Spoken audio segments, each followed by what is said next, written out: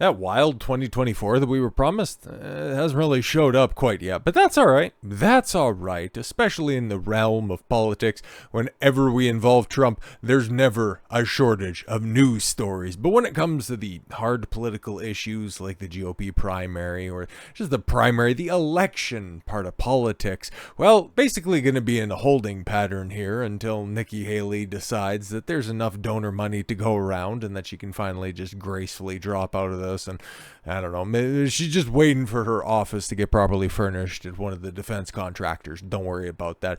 But the next big vote, the next big primary vote that's coming around is in her very own home state of South Carolina, man, where she is down, well, quite bad, okay? And it's not like she's anticipating victory or anything like that, okay?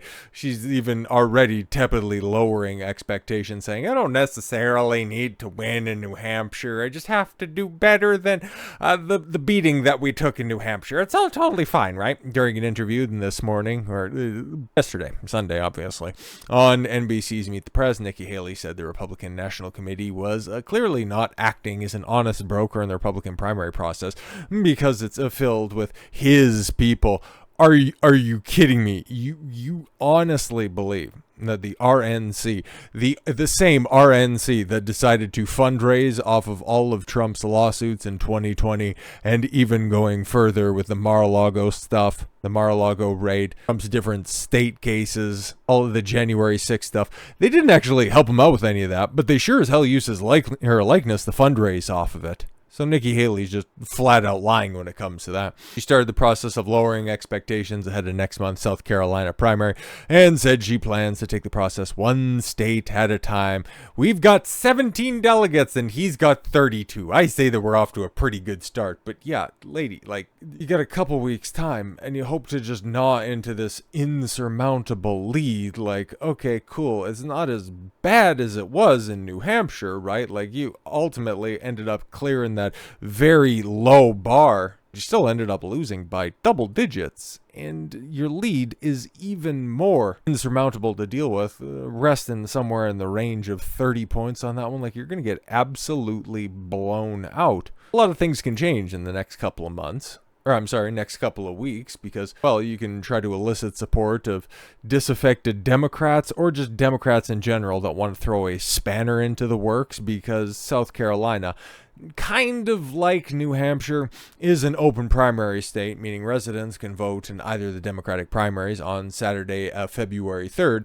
I would imagine we're going to see record low turnout on that one, or the Republican primary 3 weeks later, Saturday, February 24th. So we're not going to see any movement when it comes to this stuff until then, because, well, everybody else is already lined up on the battles, or in their battle formations, rather, okay? So you got Trump, who's been endorsed and subsequently kind of backstabbed, but then also, that's just Ron DeSantis trying to hedge his bets right now because the guy has terrible political instincts as well as political advisors. Like, what a disaster.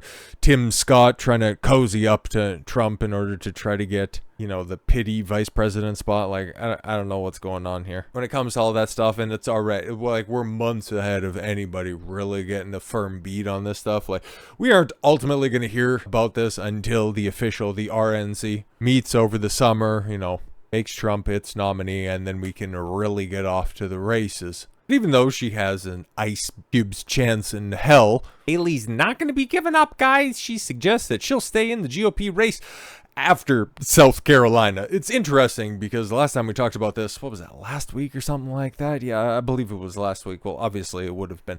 But Nikki Haley's campaign strategy of, yep, I'm going to be going up to a big old fundraiser down there, or up there in New York City, to talk to all of those same establishment types that gave, Ron DeSantis the nod until they realized that, that guy, something about his boots. Can't really get behind his message, but we're going to go ahead and throw support behind you. And even still, now you got the Koch brothers up there at the top going, yeah, Nikki Haley, not exactly all that electable. I know, right? And at least somebody eventually had to be the last person to realize that that's the reality. And now we're just going to focus on Senate races, which is, it's probably just... It's arguably worse because the length of a Senate term, if you have those establishment types, trying to set the replacements of the hacks that are already in there. Shout out John Cornyn, Lindsey Graham, Mitch McConnell. If you just get younger versions of them, well, you basically got the upper chamber completely screwed up for another few decades. Fantastic stuff, business as usual, because at the end of the day, the establishment hacks need to get paid. Let's see what Nikki Haley's saying about this, because she's going to be sticking around after New Hampshire. We're going to go because we definitely believe that we're going to see something happen in South Carolina. Don't think it's going to be good, but something's going to be happening. Republican presidential candidate Nikki Haley on Sunday accused party leaders of not being honest brokers in her campaign against Donald Trump. Yes, there's a conspiracy against a presidential candidate. That is true. It's just not against you. You've been afforded every single courtesy. Much more viable candidates in this race and ones previously, were never ever afforded. Haley, a former U.S. ambassador to the United Nations, told NBC's Meet the Press that the former president became even more unhinged as the campaign for the Republican presidential nomination progressed. What is she talking about? Haley is trying to gain any sort of traction against Trump after coming in third place in the Iowa caucuses, second place in New Hampshire because everybody else had dropped out, including the guy who finished second in Iowa. Both are now seeking victory in North Carolina, where she is firmly behind Trump. And yeah, she used to be the governor there. Interesting how things turn out. I need to show I'm building momentum. I need to show that I'm stronger in South Carolina than New Hampshire. Well, if you were running for president of South Carolina, you'd still lose. But I guess that's a strategy. Hey, there's always look on the brighter side of life, right, Nikki? She said, does that have to be a win? I don't necessarily think it has to be a win. No, of course not. When you're looking to win an election, you don't necessarily have to win it in order to prove how much money you can fundraise. Weird. Republican heavyweights have thrown their support behind Trump, who has long been the front runner in the nomination. Yeah, like this shit has been over for a long time, and the only thing that's left is the mudslinging. And the only reason that Nikki Haley just clings on to this hope that she can be the nominee come June, July, or August, whenever they make the official nomination. I think it's in July, but I'll have to go check check the dates when they become a little bit more viable. But she's holding on to the same idea that led Ron DeSantis into this race back in May of 2023, is that lawfare will eventually take Trump down. Is that ultimately what's going to happen? I highly doubt it. A lot of the cases are either getting postponed until after the election, or they're getting assessed on their merits, or on the political corruption levels of the prosecutors involved. Shout out Fani Willis down there in Georgia. But Trump is ordered to pay a staggering $83.3 million in damages for defaming Jean Carrol for her completely and totally felonious accusations that she brought to trial earlier in 2023, and then launched a defamation lawsuit after Trump did that CNN town hall where it's like, I've never met the lady, I don't know what she's talking about. She launched another lawsuit, and then another equally politically motivated judge and jury found that Trump needs to pay this crazy lady a bunch of money. So again, is this ultimately going to bore out as an $83 million payout? Maybe eventually, but it's just going to go through a bunch of appeals. And then, of course, ending up getting, curtailed down, because I see, $65 million in punitive damages. And there's more than likely a cap on that, even in crazy-ass New York State. That just goes to show you how unhinged the justice system in New York is. Donald Trump has been ordered by a jury to pay E. Jean Carroll a colossal $83.3 million in defamation after he publicly denied beating her in a department store in a dressing room in 1996.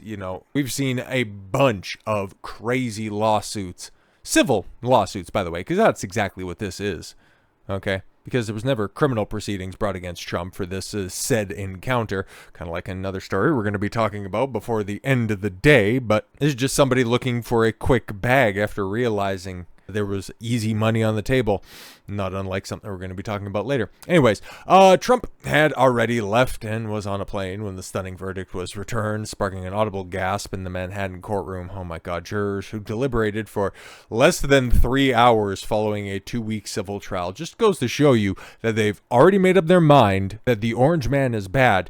They just really needed to figure out how bad the Orange Man is and when was lunch going to get there, and if that's going to interfere with anybody else's app. afternoon. The case centered around comments Trump made about Carrol in 2019 after she accused him of attacking her in a dressing room at the Bergdorf Goodman store in New York nearly 3 decades ago. Trump insists he never met Carrol, an Elle magazine advice columnist. He has consistently said that she wasn't his type and described the court case as a witch hunt and election interference. But don't worry, this isn't the first time we're going to see verdicts like this, and it sure as hell ain't going to be the last time. Because when there's money like this, $7.3 million for emotional damage to Carrol and $11 million for reputational damages, she's the one with reputational damages amounting to $11 million. Okay.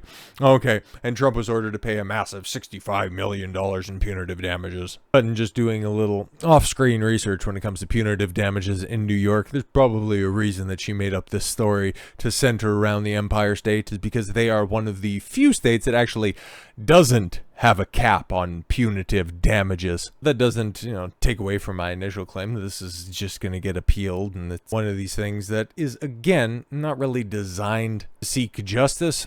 It's just designed to drain a man of his financial resources, even if it is just a little spigot on a water tower. But we're getting to this point in time where everybody's starting to realize that, oh God, maybe a Trump presidency, the sequel, his second term, is an inevitability. So with the people on the election side of things drawing the battle lines and picking their side, the public generally entrenching their opinions on the situation, now we're starting to see different people align in different places this time around, including one person specifically who had good things to say about Trump, then bad things to say about Trump when it was politically expeditious, and now all of a sudden having an about face. Interesting. It's not like somebody I go to for my political aches. Okay, shout out Dave Chappelle back in the cut. Please tell me, I need to know what Ja Rule has to say about this. Okay, Snoop Dogg, a bit more respected than Ja. But I find it funny. I find it very funny how people are starting to sing a different tune across a few different mediums. But Snoop Dogg says he has nothing but love and respect for Donald Trump. Why now? He first shocked the world by proclaiming he was giving up smoking. Yeah, I remember that campaign, but then that just ended up, turning into him promoting a smokeless barbecue. It was absolutely ridiculous. But now Snoop Dogg has delivered what's perhaps a bigger shocker.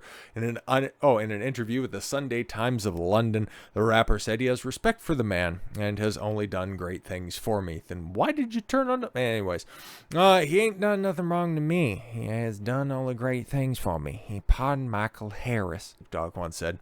Harris is the co-founder of Snoop Dogg's first label, Death Row Records. He was imprisoned for drug trafficking and attempted murder. Oh yeah, by the way, Snoop's a legit gangster, by the way, like a real Crip. Okay, he doesn't have to, claim false sets like a bunch of other guys that are out there. He just about went away early in his career.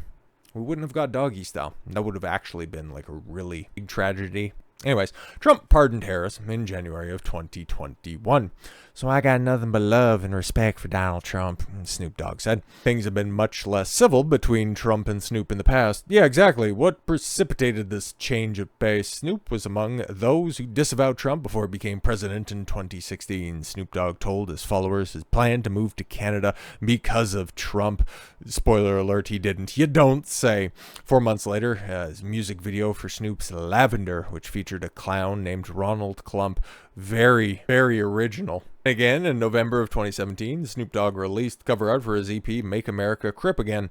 And the picture, it featured a corpse labeled Trump. Yeah. Signs of a thaw in the relations came in January of 2021 when Trump pardoned Harris.